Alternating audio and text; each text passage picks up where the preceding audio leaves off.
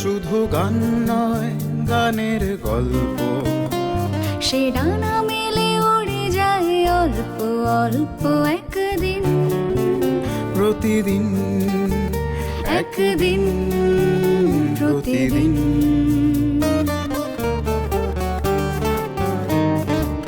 কেন সে গান গায় সে কথা অজানা, সে স্বর সন্ধির সন্ধিতে নিশানা। কেন সে গান গায় সে কথা অজানা, সে স্বর সন্ধির সন্ধিতে নিশানা।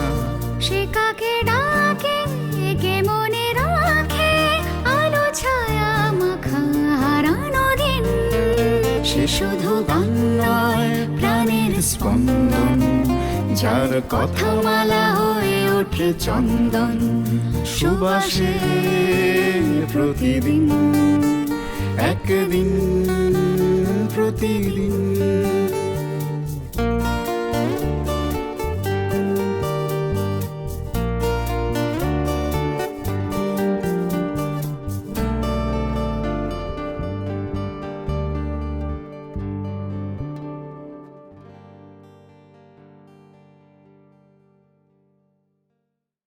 কিন্তু তারপর তো গান শেখা শুরু হলো। গান শেখা শুরু। বাবা একজন অফিস কলিগ, বাবা পোর্ট ট্রাস্টে চাকরি করতেন। তাতে তখন একজন সহকর্মী ছিলেন আশিস গুপ্ত বলে, তিনি ছিলেন আকাশবাণী কলকাতার লোকসঙ্গীত শিল্পী। উত্তরবঙ্গের ভাওয়াইয়া চটকা অত্যন্ত অপূর্ব গাইতেন উনি। আমি নিজে মাস্টারমশাই বলে বলছি না, সত্যিই খুব ভালো গাইতেন। মানে আমি এখন মুগ্ধ। এই দোতারা বাজিয়ে উনি গান করতেন আকাশবাণীতে। তো এমনি সব রকম গানই গাইতেন, কিন্তু আকাশবাণীতে উনি স্পেসিফিক্যালি ওইটি পাশ করেছিলেন, ভাওয়াইয়া চটকাটাই গাইতেন। তো ওনার সেই ছোটবেলা ওনার কথাতে আমি প্রথম শুনেছিলাম ফান্দে পড়িয়া বাগা কান্দের, শুনে আমার মুগ্ধ, মানে এত সুন্দর গান। তো যাই হোক, ওনার কাছে বাবা আমাকে দিয়ে দেন যে একটু হাতে ঘড়িটা করানোর জন্য। একটা মনে আছে কোনো একদিন সন্ধ্যাবেলা বাবা আশিস কাকু গিয়ে আমার জন্য একটা 200, তখনকার দিনে 225 টাকা দিয়ে, তখন আমি 7-8 পড়ি বোধহয়, হ্যাঁ, 225 টাকা দামের একটা 7 পাট বেজে হারমোনিয়াম কিনে এনে দিলেন। সেই আমার প্রথম শুরু হলো ওনার কাছে গান শেখা। রবীন্দ্রনাথের গান, নজরুল, অতুল প্রসাদ, সব রকম গানই ওনার কাছে একটু শিখতাম। এবং ওই 10টা ঠাট ধরো পরিচয়, হ্যাঁ, একদম রুডিমেন্টারি 10টা ঠাটের পরিচয়, এইসবগুলো ওনার কাছে করেছি বেশ বছর 5-7 করার পর। তারপর যখন একটু বয়সটা হলো, 8-9-এ পড়ি, সেই সময় বাবা হঠাৎ একদিন বলেন চ তোকে নিয়ে যাই আরেক বন্ধুর কাছে। বলে কে? বলে আমার দাদা শৈলেন্দার কাছে নিয়ে যাবো। শৈলেন মুখোপাধ্যায়, মানে বিখ্যাত সুরকার শৈলেন মুখোপাধ্যায়, বিখ্যাত সুরকার শিল্পী। তখন শৈলেন মুখোপাধ্যায় সারা জীবন কলকাতা কর্পোরেশনে চাকরি করতেন, সারা জীবন করেছেন। এবং কর্পোরেশনে আবার আমার সেজু দাদু ছিলেন তখনকার দিনের কর্পোরেশনের মেয়রের পিএ ছিলেন উনি, হ্যাঁ। এবং সেই সুবাদে শৈলেন মুখোপাধ্যায়ের সঙ্গে দাদু, মানে আমার মামার বাড়ির দিকে আমার অনেক মামাই কর্পোরেশনে চাকরি করত। তখনকার দিনে সব কর্পোরেশনে আমার মামাদের পরিবারে দাদু যেহেতু মেয়রের পিএ ছিলেন, তখনকার দিনে চাকরি খুব অ্যাভেলেবেল ছিল, সব ঢুকিয়ে দিয়েছিলেন, সব একজনকে ঢুকিয়ে দিয়েছিলেন কর্পোরেশনে। তখন ডেকে ডেকে চাকরি হতো তখন, হ্যাঁ। তা বেশ কয়েকজন মামা আমার তখন ওখানে চাকরি করতেন। সেই সুবাদে শৈলেন মুখোপাধ্যায় যেহেতু ওখানে চাকরি করতেন, মামা বাড়ির সাথে একটা সুন্দর সম্পর্ক ছিল। আমাদের দেশের বাড়ি, মামা বাড়ির দেশ হচ্ছে বাদুড়িয়া, ওই বসিরহাট পাশাপাশি বাদুড়িয়া, ওখানে খাসপুর বলে একটা গ্রাম। সেই গ্রামে প্রতি বছরের সাংস্কৃতিক অনুষ্ঠান হতো, মামারা অর্গানাইজ করতেন। সেই অনুষ্ঠানে প্রতি বছর উনি যেতেন। উনি একা না, উনি আরো সঙ্গে শিল্পীদের নিয়ে যেতেন, বেশ কয়েকজন শিল্পী। তখন তো ওনার সুরে প্রচুর বিখ্যাত শিল্পীরা নাম করা, মানে প্রচুর বিখ্যাত গান আছে। আমি পরবর্তী কালে আমার মানবদার কাছে শেখার সুযোগ হয়েছে। মানবদার বিখ্যাত গান আছে, বারে বারে কে যেন ডাকে আমারে, বারে বারে কে যেন ডাকে, এটা শৈলেন মুখোপাধ্যায়ের সুর। কিন্তু তো সেই শৈলেন মুখোপাধ্যায়ের কাছে বাবা নিয়ে গেলেন, শুরু হলো। এই দেশপ্রিয় পার্কের পাশে থাকতেন, পার্ক সাইড রোডে। সেখানে শুরু করলাম, সব রকম বাংলা গান শেখাতেন। এবং মানে খুব আমার সৌভাগ্য, উনি বলতেন ওনার একটি কন্যা ছিল উপর্ণা, খুব অপরূপ সুন্দরী সেই মেয়েটি। যাই হোক, তো আমাকে বলতেন যে আমার তো ছেলে নেই, আমার ডাকনাম ধরেই ডাকতেন। আমার বাড়ির ডাকনাম হচ্ছে কাজল, ছোটবেলায় আমার 3 ভাই, কাজল, সজল, উজ্জ্বল, 3 ভাই। তো আমাকে কাজল বলেই ডাকতেন, বলতে আমার ছেলে কাজল, হ্যাঁ এরকম একটা পারিবারিক সম্পর্ক ছিল। যেহেতু আমার মামা বাড়ির দিকে একটা সুন্দর সম্পর্ক ছিল, আমাদের বাড়িতে এসেছেন কতবার, হ্যাঁ মায়ের হাতের রান্না টান্না খেতে খুব ভালোবাসতেন, মাংস পরোটা এসব যেত ওটা। তো যাই হোক, ওই করতে করতে ওনার কাছেই শিখতে শিখতে আমি তখন দেখতাম, তখন হাফ প্যান্ট পরা বয়স, 8-9 পড়ি, দেখতাম হৈমন্তীদি গান তুলতে আসছে, হ্যাঁ পিন্টুদা আসছেন, এরকম অনেক শিল্পীকে তখন দেখতাম গান তুলতে আসছেন।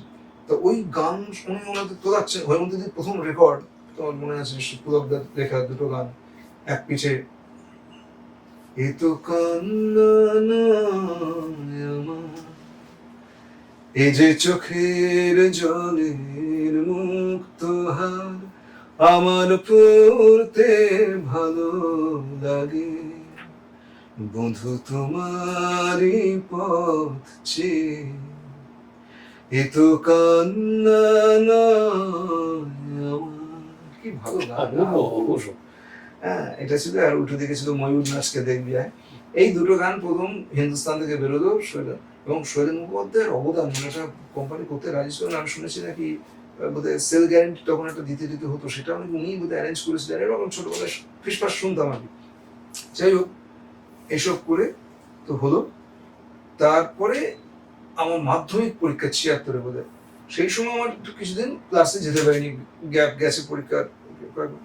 এবারে যখন গেছি পরীক্ষার রেজাল্ট বেরোনোর পর, গিয়ে দেখছি যে তখন একটা বাড়িতে সব রিহার্সাল চলছে, খুব সবকিছু প্রিপারেশন হয়ে গেছে। কি ব্যাপার না, মেগাফোন তখন ছিল, মেগাফোন রেকর্ডস থেকে এলপি রেকর্ডে, গীতিনাট্যের এলপি রেকর্ড হতো না তখন, সুদিন দাশগুপ্ত তুমি জানো তো, সেই লাল কমল তখন বিখ্যাত, হ্যাঁ কত ভালো মতো সব। আলাদিন ও আশ্চর্য প্রদীপ হচ্ছে এলপি রেকর্ড, পুলক বন্দ্যোপাধ্যায়ের স্ক্রিপ্ট, শৈলেন মুখোপাধ্যায়ের সঙ্গীত পরিচালনা হচ্ছে। সেটা নাকি মানে জাস্ট কয়েকদিন বাকি রেকর্ডিং শুরু হয়ে যাবে। তো আমাকে বলছে, এই কোথায় আছে, আমার পরীক্ষা ছিল যে আসতে পারিনি। বলছে এখন কি করে কি হবে। আমাকে একটা তখন দেখে বলছেন যে ওরা একটা কিছু দেওয়া হলো না, পুলকদা ছিলেন ঘরে। তখন আমার মুখটা একটু মনটা খারাপই হয়ে গেছে। সবাই সব ছাত্রছাত্রীরা সবাই পার্টিসিপেট করছে, বিভিন্ন কেউ কোরাসে, কেউ সোলো পার্ট আছে, তা আমি কিছুই পাবো না, মনটা একটু খারাপ হয়ে গেছে। তখন উনি বললেন, এই পুলকদাকে বললেন যে ওর জন্য একটা ক্যারেক্টার দেখো তো, বানাও তো দেখি। হ্যাঁ কি আলাদিনের ছোটবেলা ছিল, শৈশব ছিল, তারপরে আলাদিন জাম্প করে বড় হয়ে যাবে, এই হচ্ছে স্ক্রিপ্ট। সে আমার জন্য পুলকদা আবার একটা কিশোর বেলা তৈরি করলেন, কিশোর আলাদিনের একটা জায়গা, সে বোধহয় খান চারেক ছোট ছোট গীতিনাট্যের যেমন গান হয় 3-4 2-3 লাইন করে গান আর কিছু ডায়ালগস, এই আমার জন্য উনি তৈরি করে দিলেন। সেইটা আমি করলাম। কিশোর বাপের মানুষ ছিলেন যে একটা বাচ্চা ছেলে কষ্ট পাবে, সে সঙ্গে সঙ্গে একটা চরিত্র তৈরি করা, তার জন্য গান তৈরি করা, পুরো ইনস্ট্যান্ট ওখানে বসে বসে করে দিলেন, দেখো। সেই গান আমাকে তৈরি হলো। তারপরে HMV তে রেকর্ডিং হয়েছিল 3 দিন ধরে, মনে আছে সারাদিন রাত ধরে বিরাট খাটনির কাজ করে গীতিনাট্য করা। দিলীপ রায় ছিলেন সমস্ত লাইভ রেকর্ডিং, দিলীপ রায় ছিলেন। আমি মনে আছে এখন ছোটবেলায় ফ্লোরে গিয়ে আমাকে একটা আজান ছিল, কোনো জায়গায় একটা নেপথ্য থেকে আজান ভেসে আসছে একটা সিকোয়েন্স, হ্যাঁ তা মাস্টার বললেন যে এই কাজের আজানটা দিয়ে শুরু হবে কাজ, হ্যাঁ শুরুটাই হবে আজান দিয়ে। তা আমি মনে আছে সেই আজান দিয়েছিলাম, হ্যাঁ আজানটা এখনো কানে ভাসে, আল্লাহু আকবার আল্লাহু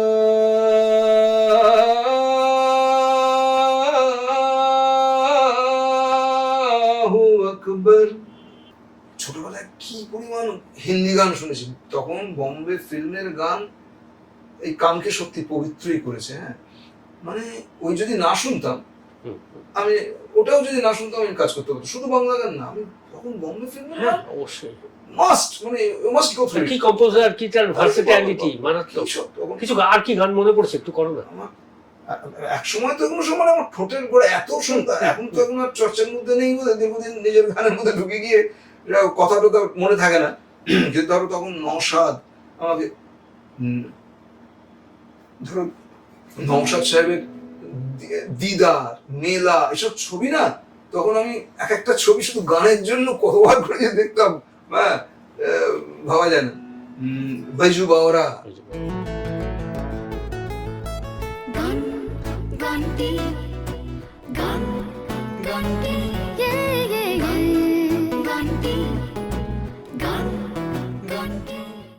खोजियो মনে আছে तू गंगा की मौज में जमुना का धारा हो रहेगा मिलन ये हमारा हमारा तुम्हारा रहेगा मिलन ये हमारा तुम्हारा ভৈরবী কি প্রতিটা গানই নওশাদ সাহেবের রাগ রাগিনীর উপরে বেশ থাকতো এবং কি অনবদ্য সব গান। হ্যাঁ, वो दुनिया के रखवाले सुन दर्द भरे मेरे नाले सुन दर्द भरे मेरे नाले दरबारी দরবারি অবশ্যই। दरे रे रे सा सरे मा प द द द रे प मा प ग ग म रे सा। আচ্ছা, এইরকম একটা মানুষ, আরো কিছুটা পরে আসবো, এরকম একটা মানুষ যখন নিজের গান তৈরি করতে শুরু করলো, তা নিজের ভাষায় যখন গান আরম্ভ গান করলো, তৈরির শুরুটা একদম বলি, আমার নিজের গান প্রথম হ্যাঁ, লেখাটা কিন্তু হ্যাঁ। তখন আমি ক্লাস 9-এ পড়ি। একদিন ওই যেটা বলছিলাম, ওই মাস্টারমশাইকে যেতাম, দেখতাম উনি গান তোলাচ্ছেন, বিভিন্ন জন আসছে গান তুলতে, নতুন গান হ্যাঁ তোলাচ্ছে শুরু করে, ওই বসে বসে দেখতাম না, আর আমার কি তোমার না খুব একটা কষ্ট হতো, আমার ভিতরে একটা আর্জ তৈরি হচ্ছিল, আমার ইচ্ছে হতো সুর করতে, সুর আমি সুর করবো, হ্যাঁ চুপ করে বসে দেখতাম হাঁ করে, কিন্তু সুর করবো, গানের তো কথা চাই, কথা কে দেবে না, আমার তো কোনো পুরো বন্ধুবান্ধব নেই যে কথা জোগাবেন, এইসব ভাবতে ভাবতে করতে পারি না, সুর কোথায় করবো। একদিন স্কুলে বসে বসেই বোধহয় মনে হয় আমি অফ টাইমে ধরতে চাই, দেখি তো নিজেই একটু চেষ্টা করে দেখি তো, বলে আমি একটা গান, সেই আমার প্রথম একটা লিখে ফেলেছিলাম, খুবই অকিঞ্চিতকর কথা সেটা, একটা ধূপের আত্মবিদা। একটা ধূপ, সেই বয়সে 9-এ পড়া বয়সে আর কি হতে পারে, একটা ধূপ সে সারা রাত নিজের জ্বলে পুরো ছাই হয়ে যাচ্ছে, সৌরভ বিতরণ করে সে, আর at the end of the night সে ছাই হয়ে ঝরে যাচ্ছে, সেই ধূপ চিরদিন নীরবে জ্বলে যায়। তা আমার এই ভাবনাটা আমাকে কেন না হন্ট করেছিল, আমি এটা লিখে ফেললাম, ফার্স্ট গান সেটা আমার মনে আছে। সারা রাত জ্বলে জ্বলে পুড়ে গেছে ধূপ,